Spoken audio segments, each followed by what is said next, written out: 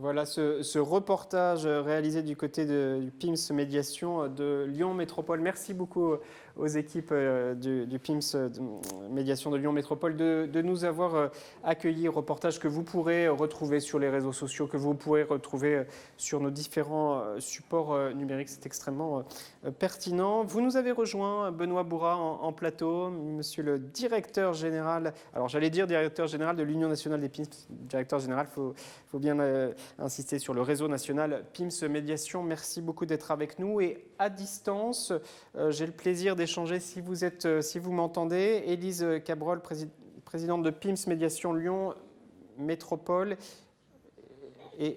et Juliette Lelay, directrice générale PIMS Médiation aussi de Lyon Métropole, qui vont nous rejoindre dans quelques instants, me dit la régie. Il y a une connexion qui est en train de s'organiser. Benoît Bourrat, l'existence du... Alors, on me dit qu'elles sont... Voilà, peut-être on vous voit apparaître, Juliette Lelay et Élise Cabrol. Merci beaucoup.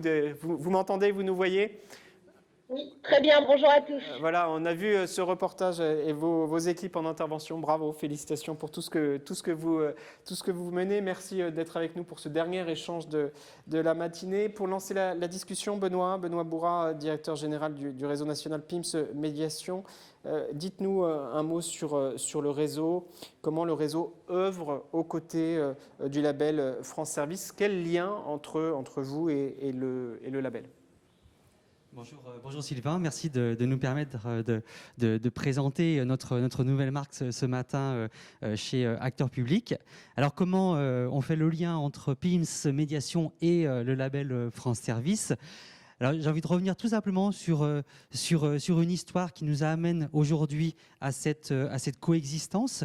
Il y a plus de 15 ans, on a commencé déjà à travailler avec l'État sur ce que pourrait être ce label en ayant des expérimentations, en mettant en place des cahiers des charges pour permettre de proposer sur les territoires davantage de services auprès des habitants. On est passé par le relais de services au public, ensuite la maison de service au public, pour enfin arriver à ce label d'État France Service, avec tout un ensemble de progressions, et notamment en qualité, pour aboutir à ce label et à lui permettre de se développer sur l'ensemble du territoire. Pendant toute cette période, et toujours aujourd'hui, les PIMS Médiation ont été considérés comme un modèle, comme une véritable référence en la matière, et qui a permis de construire ce label d'État aux côtés de la marque PIMS. Et c'est tout ce travail en très bonne intelligence qui a permis de créer un label complémentaire à une marque existante, PIMS Médiation. Et donc cette coexistence aujourd'hui est avérée, fonctionne absolument, complètement et très très bien.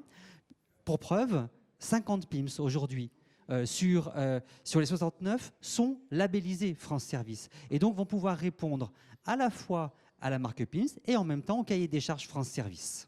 Merci Benoît, vous restez avec nous. Je me tourne vers vous en distanciel, comme on dit, Juliette Lelay et Élise Cabrol. Merci beaucoup de nous avoir rejoints.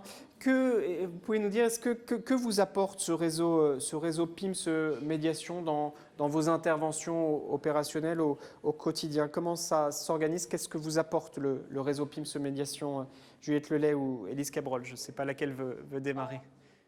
Je vais démarrer, donc si vous m'entendez bien. Donc, le réseau national des PIMS en local nous apporte une capitalisation sur des pratiques, une transférabilité d'expérimentation d'un territoire à l'autre. Notre président de l'Union nationale évoquait les PIMS mobiles tout à l'heure. La possibilité d'avoir également recours à un organisme de formation vraiment reconnu, et puis de manière plus générale un soutien dans les problématiques quotidiennement rencontrées dans nos PIMS. Merci Juliette Lelay. Élise Cabrol, Oui, peut-être pour compléter ce que vient de dire Juliette, concrètement, le réseau national des PIMS a permis aux PIMS lyonnais d'obtenir de la part de la préfecture du Rhône le label France Service. C'est une reconnaissance du professionnalisme des PIMS, et ça nous permet d'offrir un accès de premier niveau à 9 services publics que sont par exemple la CARPSAT, Pôle emploi, mais aussi l'accès aux fonctions du ministère de la Justice à nos usagers en proximité. D'accord. Merci, merci toutes les deux. Vous restez avec nous et évidemment on poursuit l'échange. De Lyon. Oui, allez-y. Vous m'entendez? Oui, pardon, ça a coupé. Reprenez, je vous en prie. J'ai plus de son. Allez, on va faire un retour au plateau. On règle ce petit souci de connexion. Je vais continuer peut-être.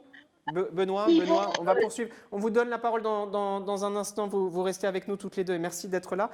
Benoît a écouté les échanges depuis ce matin, a regardé vos interventions ces dernières semaines, ces derniers mois. On a le sentiment, ça relève de l'évidence, que l'inclusion est au cœur de tout, au cœur de toutes vos démarches. C'est évidemment un constat que vous partagez. Oui, tout à fait. Et nous avons souhaité, pour aller jusqu'au bout de nos ambitions, nous avons souhaité lier cette stratégie d'inclusion numérique à notre propre stratégie de développement du réseau PIMS Médiation. Alors pour cela, on a identifié trois objectifs principaux dans cette stratégie numérique liée au développement de notre réseau. C'est de devenir un acteur incontournable de l'inclusion numérique en créant des partenariats auprès des grands acteurs du numérique. Et ça, c'est pour nous essentiel et c'est notre force d'action. Ensuite, nous avons souhaité créer plutôt 50 nouveaux points contact autour des PIMS existants pour rayonner davantage sur les territoires là où il y a le plus de besoins. Et enfin, être en capacité d'accompagner chaque année 100 000 usagers qui pousseraient la porte de nos PIMS Médiation. Cette stratégie numérique est inscrite dans ce fameux processus de développement qui va s'organiser autour de trois axes. Déjà, tout d'abord, un équipement, donc permettre à tous les PIMS d'être en capacité d'accompagner complètement les personnes qui viendraient à leur rencontre pour pouvoir avoir cet accès au numérique. Enfin, être en capacité de pouvoir développer nos parcours de formation, on en a parlé déjà à plusieurs reprises, pour proposer des qualifications auprès de chacun de nos médiateurs qui accompagnent les usagers au numérique. Et enfin, d'avoir des outils performants pour permettre justement cet accès au numérique.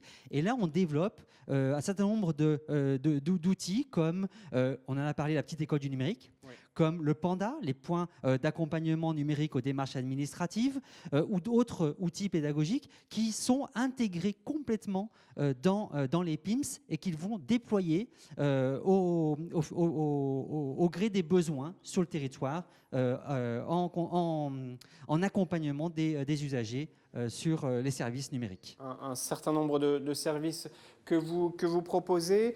Juliette Lelay, Élise Cabrol, quelles sont les problématiques que vous rencontrez au quotidien? On parle depuis ce matin de médiation sociale, on parle de médiation numérique avec ce mot électronisme qui rentre dans notre quotidien. C'est une vraie problématique. Quels sont les enjeux que vous rencontrez dans vos pratiques quotidiennes quand les usagers poussent la porte du PIMS Médiation de Lyon Métropole?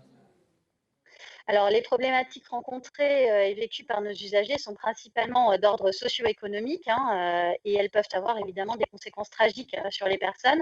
Un usager qui franchit la porte du PIMS, qui vient de perdre son emploi, qui ne peut plus donc payer son loyer, qui est en grande difficulté financière et qui ne sait pas comment il va pouvoir se nourrir correctement, c'est le système de l'engrenage. Et à ceci va s'ajouter évidemment la problématique de l'électronisme dont nous parlions tout à l'heure. Et c'est une problématique très forte que nous rencontrons et que nos usagers donc, vivent au quotidien parce que ça les éloigne encore plus de leurs droits et naturellement, ça les diminue aussi dans l'estime d'eux-mêmes.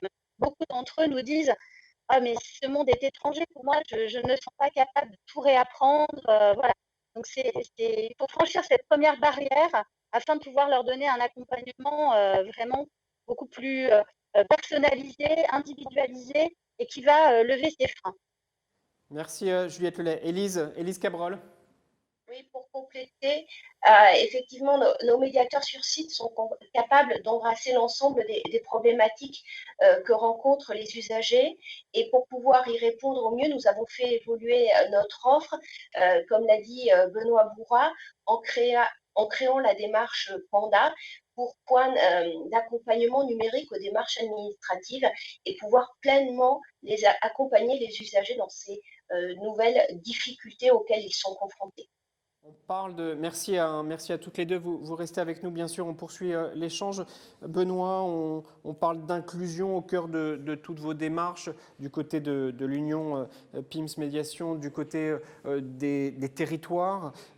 Vous intervenez en synergie, évidemment. Un mot sur la médiation. Comment s'encadre, comment s'organise la qualité des médiations réalisées à la fois en PIMS et de manière plus large, mais, enfin sur les PIMS évidemment, mais quelle reconnaissance, quelles sont les formations que vous proposez aux acteurs? Alors très simplement, en décembre 2019, nous avons été certifiés à la norme AFNOR médiation sociale. Donc c'est une norme expérimentale aujourd'hui, donc il y a 2 ans, qui est en expérimentation encore pour quelques mois, avant de pouvoir être homologuée. Donc on a été le premier réseau en tout cas, pas la première structure, parce qu'il y a d'autres structures qui le sont sur les réseaux de la médiation sociale, mais en tout cas le premier réseau national à pouvoir être certifié, obtenir cette reconnaissance, puisque c'est une véritable norme, c'est une norme qualité qui sanctionne le professionnalisme de nos médiateurs. Et ça, c'est vraiment important de le rappeler. J'en profite pour les féliciter parce que c'est un travail remarquable qui est fait tous les jours auprès des habitants qui arrivent dans nos PIMS médiation et qui a été reconnu par cette norme. Alors, comment on y est arrivé? Et ça, c'est important aussi, c'est la formation. Donc, nous avons en notre sein un organisme de formation qui a su se développer, compléter son offre de formation pour répondre plus exactement aux besoins du médiateur en 2021, qui est différent des besoins qu'on a pu avoir il y a 25 ans. Donc on est sur un socle de base pour acquérir les fondamentaux de la médiation sociale, c'est comme ça qu'on l'appelle. Donc ce sont des journées de formation importantes. On est aussi sur de la montée en compétences, donc on travaille beaucoup sur la montée en compétences de nos médiateurs. Et enfin, on tend à les faire devenir des experts de la médiation sociale. Et ce sont tous ces parcours qui sont proposés, qui permettent d'arriver à ce niveau qualité, qui aujourd'hui est inscrit à travers une norme, impose des exigences sur lesquelles nous sommes capables de répondre. Merci Benoît. À toutes les deux, Juliette Lelay et Élise Cabrol, sur ces médiations. Vous êtes dans votre PIMS médiation, dans votre territoire. Comment cela s'organise? Quels sont les retours des usagers à vos interventions, à ce travail de médiation? Oui, comme l'a dit Benoît, nous formons effectivement les salariés aux compétences requises pour répondre au panel d'offres de services qui s'est étoffé tout au long de ces dernières années. Et évidemment, les usagers le perçoivent bien puisque le taux de satisfaction est supérieur à 90% dans nos PIMS. D'accord. Pour compléter, Élise Cabrol, oui. Pour compléter, nos médiateurs juniors, au début de leur parcours de formation, sont affectés à des activités de médiation terrain. Une fois qu'ils sont aguerris, ils rejoignent la médiation sur site et j'ai envie de dire, à l'issue de leur parcours de formation, ils disposent de bases solides pour pouvoir rejoindre le marché de l'emploi. Merci à toutes les deux.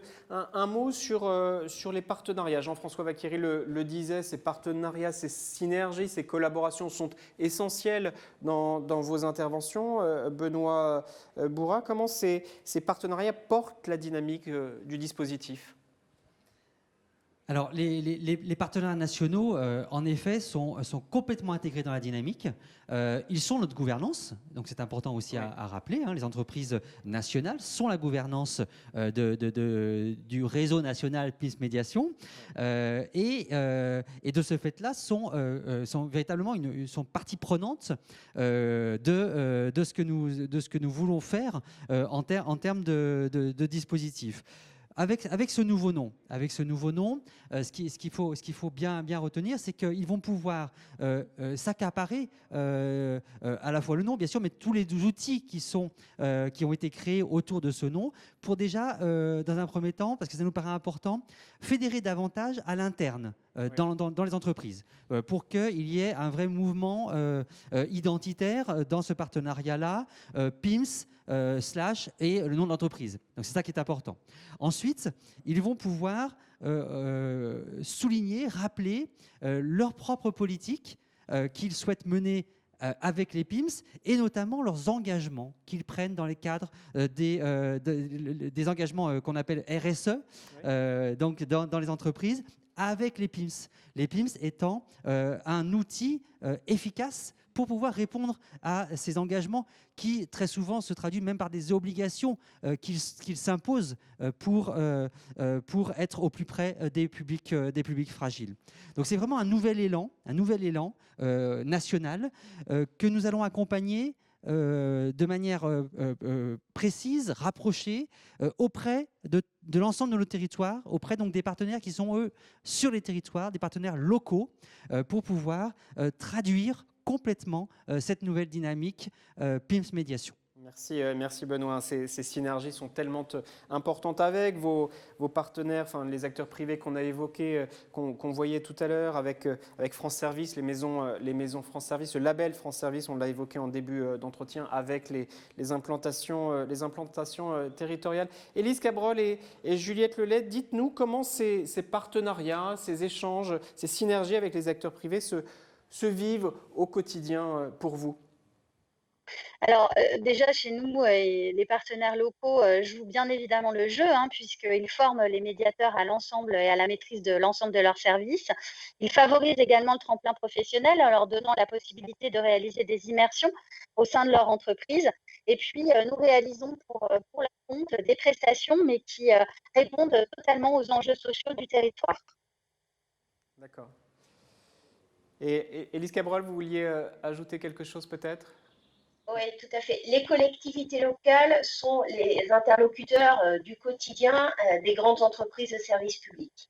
Néanmoins, pour adresser des sujets complexes comme la lutte contre la précarité énergétique, il est indispensable d'associer des partenaires variés comme les collectivités locales, l'État, les grandes entreprises, mais aussi les associations. Et c'est en ce sens que les PIMS sont précieux à ce partenariat dans les territoires. Merci beaucoup à toutes les deux. Alors on arrive au terme de notre échange. Je rappelle que vous pourrez revoir en replay toutes ces émissions, toutes ces séquences. Vous avez bien sûr le hashtag PIMS Médiation. Allez-y, intervenez, relayez. Il faut que les bonnes pratiques se sachent, donc n'hésitez pas. Et puis une feuille de route très, très riche. Benoît Bourrat, peut-être un mot de conclusion. Beaucoup d'interventions. On l'a dit en introduction avec Jean-François, le contexte évidemment est très, très exigeant. Quel est le message fort sur lequel vous voulez conclure, Benoît Bourrat ? Très, très simplement, je voudrais dire que si nous sommes là aujourd'hui, c'est vraiment le fruit d'une collaboration, d'un travail collectif avec l'ensemble des parties prenantes de notre réseau PIMS Médiation, plus d'un an de travail, de concertation, de confrontation parfois, de réflexion, de production, pour arriver à finalement quelque chose qui nous ressemble vraiment 25 ans après la création du premier PIMS. Nous sommes PIMS, ça c'est clair, on l'a bien réaffirmé, mais nous sommes aussi un acteur incontournable de la médiation sociale et donc nous sommes PIMS Médiation. Et nous avons une signature. Et cette signature, elle est vraiment importante parce qu'elle permet, en quelques mots, de pouvoir tout de suite comprendre ce que nous sommes, ce que nous faisons. Et cette signature, donc, qui est très claire, qui nous dit « vous reliez au service essentiel ». Donc, on est PIMS Médiation pour vous relier au service essentiel. Et on a tout dit. Et donc je voulais vraiment le souligner. Remercier tout le monde d'avoir œuvré à cette belle réussite et puis profiter de cette présentation aujourd'hui, de ce dévoilement de la marque pour illustrer avec Lyon cette nouvelle identité de manière exemplaire. Merci beaucoup Benoît Bourrat. Merci d'avoir été avec nous en direct, Juliette Lelay, Élise Cabrol. Est-ce que vous voulez dire un mot en conclusion peut-être ? Je voulais remercier l'action des PIMS au niveau national qui donne une impulsion en région tout à fait positive et qui nous donne envie d'aller plus loin au service des usagers. Merci beaucoup à toutes les deux. Juliette Lelège, vous voyez acquiescer. Merci, merci. Bon, tout est dit. Merci, merci. Merci à vous, Juliette Lelay, Élise Cabrol. Merci, Benoît Bourra, directeur général de, alors j'allais dire l'Union nationale des PIMS, non, du réseau national PIMS Médiation. Merci à Jean-François Vaqueri, merci à Sandrine Marty, à Alexandre Carlier qui sont intervenus sur nos différentes séquences que vous pouvez revoir sur nos supports. Merci à toutes, merci à tous d'avoir été avec nous en direct. Je vous dis à très bientôt dans l'une ou l'autre des implantations du réseau national PIMS Médiation. À bientôt.